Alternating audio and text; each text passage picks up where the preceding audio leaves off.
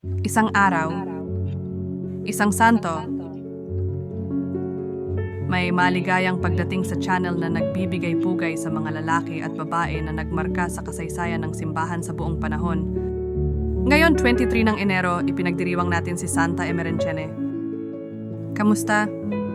Mayroong maliit na makasaysayang impormasyon tungkol sa Santa Emerentiene at ang tradisyon sa paligid niya ay kadalasang batay sa mga hagiographical na account. Ayon sa tradisyong Katoliko, si Santa Emerentiene ay isang batang Kristiyanong babae mula sa sinaunang Roma. Ayon sa kwento, siya ay yaya o lingkod ng isang pamilyang Kristiyano. Nang siya ay batuhin hanggang mamatay ng mga pagano para sa kanyang pananampalatayang Kristiyano.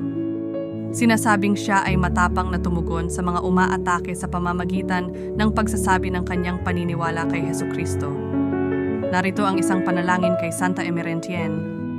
Makapangyarihang Diyos na nagbigay sa iyong mga banal na martir ng lakas ng loob na harapin ang kamatayan alang-alang sa iyong pangalan, ipagkaloob mo rin sa amin ang hindi matitinag na pananampalataya upang masundan namin ang halimbawa ni Santa Emerentiene at ng lahat ng iyong mga banal na martir.